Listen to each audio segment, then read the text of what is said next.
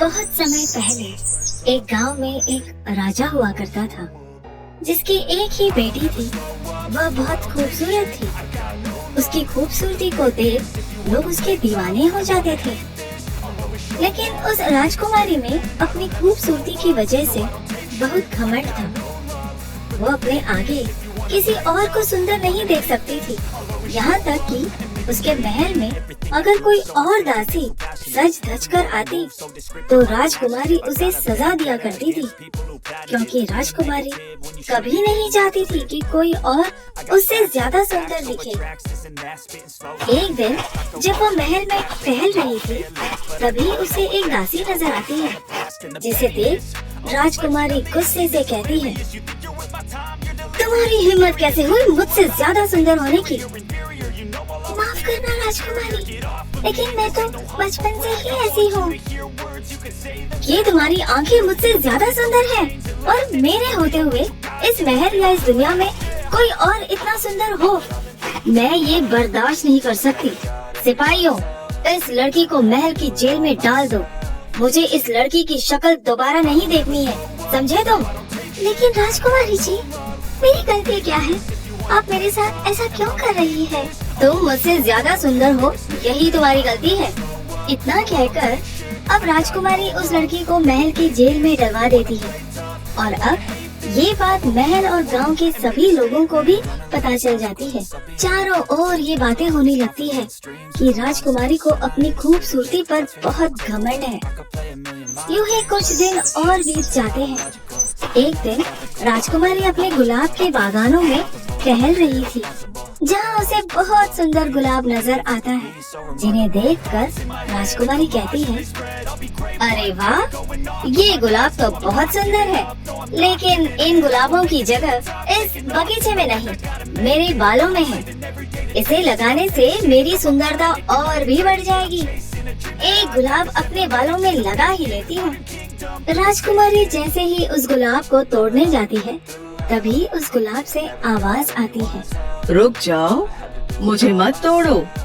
मेरे छोटे छोटे बच्चे हैं, उन्हें मेरी जरूरत है। तुम मेरे साथ ये मत करो। ये क्या हो रहा है? आखिर ये गुलाब बोल कैसे सकते हैं? राजकुमारी, हम जादुई गुलाब हैं। हम आपसे बात कर सकते हैं। प्लीज मुझे मत तोड़ो। मेरा परिवार मेरे बिना अधूरा हो जाएगा। क्या ये सच है? एक गुलाब भला बोल कैसे सकता है? खैर, जो भी हो, मुझे तो ये गुलाब अपने बालों में लगाना है और सुंदर दिखना है। ये कहकर राजकुमारी उस गुलाब को तोड़ लेती है और अपने बालों में लगा लेती है। जैसे ही इस गुलाब को राजकुमारी अपने बालों में लगाती है, वैसे ही वो खूबसूरत से बदसूरत हो जाती है। और ये देखकर राजकुमारी कहती है, हे भगवान, ये सब क्या हुआ मुझे? मेरे हाथ अचानक इतने काले कैसे हो गए? इतना कहकर अब राजकुमारी भागती हुई नदी के पास जाती है और अपने चेहरे को पानी में देखते हुए कहती है, ये मेरे चेहरे को क्या हो गया है? मैं इतनी काली कैसे हो गई? मैं तो बहुत सुंदर थी, ये क्या हो गया? राजकुमारी इतना कहती ही है कि तभी उसके बालों में लगा वो जादुई गुलाब कहता है, तुम्हारे साथ जो हुआ है बिल्कुल ठीक हुआ है। तुम्हें अपनी इस खूबसूरती पर बहुत घमंड था ना? जैसे तुमने मुझसे मेरा परिवार छीना, वैसे ही तुमसे तुम्हारी खूबसूरती छीन गई है। अब तुम जिंदगी भर ऐसे ही बदसूरत रहोगी। नहीं, ऐसा नहीं हो सकता। मुझे माफ कर दो जादुई गुलाब, और मुझे मेरी खूबसूरती लौटा दो। मैं इस बदसूरत चेहरे के साथ जी नहीं पाऊंगी। मुझे माफ कर दो जादुई गुलाब। मेरे माफ करने से अब कुछ नहीं होगा। अगर तुम अपनी खूबसूरती वापस पाना चाहती हो, तो तुम्हें इसके लिए अच्छे काम करने होंगे, दूसरों की मदद करनी होगी, तभी तुम ठीक हो पाओगी। जब तक तुम ये सब नहीं करोगी, तब तक तुम ठीक नहीं हो पाओगी। ठीक है, अपनी खूबसूरती को वापस पाने के लिए मैं सब कुछ करूंगी जादुई गुलाब। इतना कहकर राजकुमारी अपने महल वापस लौट जाती है। अब पूरे गांव में राजकुमारी के बदसूरत होने की बात फैल गई थी और सभी राजकुमारी का बहुत मजाक बनाते, पर राजकुमारी उन्हें कुछ कह भी नहीं पाती थी। उसे शर्म आती थी बाहर जाने में, लोगों से मिलने में। राजकुमारी अपनी गलतियों को सुधारने के लिए उस लड़की के पास जाती है जिसे उसने खूबसूरत होने की वजह से जेल में भेजा था, और उससे राजकुमारी कहती है, मुझे माफ कर दो। मैंने तुम्हारे साथ जो भी किया गलत किया, मुझे अपनी गलती पर पछतावा है।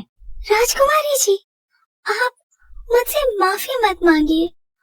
आप तो इस गांव की राजकुमारी हैं और मैं एक मामूली काम करने वाली लड़की, तो आप मुझे शर्मिंदा मत कीजिए माफी मांगकर।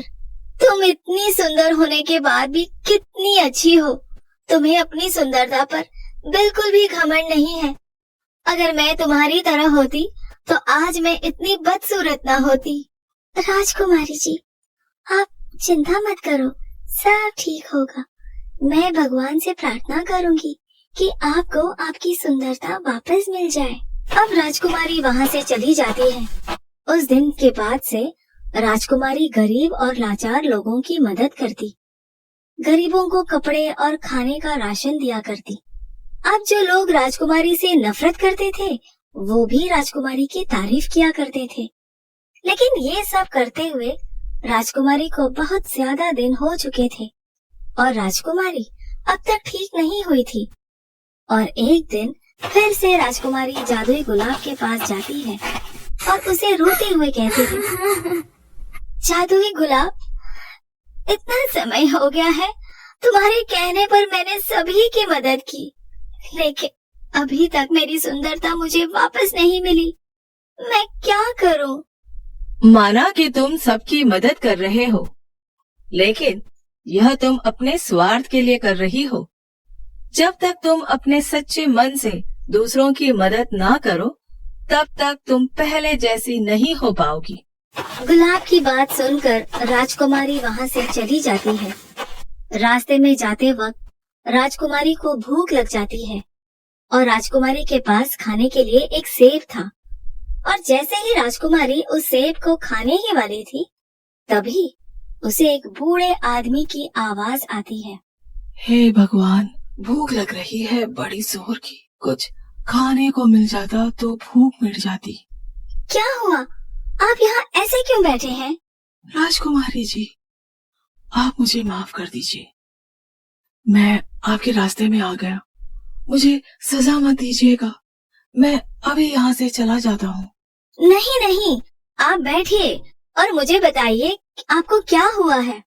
राजकुमारी जी, मैंने पिछले कई दिनों से कुछ नहीं खाया है, इसलिए मुझे चक्कर आ गए और मैं यहाँ बैठ गया। क्या कहा? आपने कुछ नहीं खाया है? अब ये ले लीजिए, ये सेब आप खा लीजिए। इतना कहकर राजकुमारी उस बूढ़े आदमी को अपना सेब खाने के लिए दे देती है और वो बूढ़ा आदमी अपनी भूख मिटाता है। इतना ही नहीं, वो उस आदमी को अपने साथ महल भी लेकर जाती है और उसे बहुत कुछ खाने को देती है। और खाना खाने के बाद वो बूढ़ा आदमी राजकुमारी को ढेर सारी दुआएं देता है। अब राजकुमारी एक बार फिर से खुद को आईने में देखकर कहती है, अब तो मैंने उम्मीद ही छोड़ दी है कि मैं फिर कभी पहले जैसे हो पाऊंगी। लगता है अब इसी काले चेहरे के साथ जिंदगी जीनी पड़ेगी। इतना कहकर राजकुमारी सो जाती है। अगली सुबह जब राजकुमारी उठती है तो अपने बालों में लगे जादुई गुलाब को हाथ लगाती है, लेकिन तभी वो देखती है कि वो जादुई गुलाब उसके बालों से गायब था। और ये देख वो हैरान थी, और जब वो अपने हाथ को देखती है तो उसके हाथ अब काले नहीं थे। राजकुमारी दौड़कर आईने के पास जाती है, देखती है कि वो वापस से सुंदर हो गई थी। राजकुमारी को समझ नहीं आता कि यह सब कैसे ठीक हो गया। जिसके बाद राजकुमारी जल्दी से अपनी जादुई गुलाब के बागान में जाती है और वहाँ देखती है कि जो जादुई गुलाब उसने तोड़ा था वह अपनी जगह वापस आ गया था, और वह उन जादुई गुलाबों से बात करने की कोशिश करती है, लेकिन वह जादुई गुलाब कुछ भी नहीं कहते। जिसके बाद वह सोचती है कि उसने कोई बुरा सपना देखा था और वह मुस्कुराती हुई अपने महल वापस लौट जाती है। अब राजकुमारी का स्वभाव बदल जाता है और वो बहुत ही दयालु और अच्छे स्वभाव की हो जाती है। तो दोस्तों, कैसी लगी आपको हमारी कहानी? अगर पसंद आई हो तो लाइक, शेयर और सब्सक्राइब करना ना भूलें और ऐसी ही कहानियों के लिए बने रहिए हमारे चैनल पर।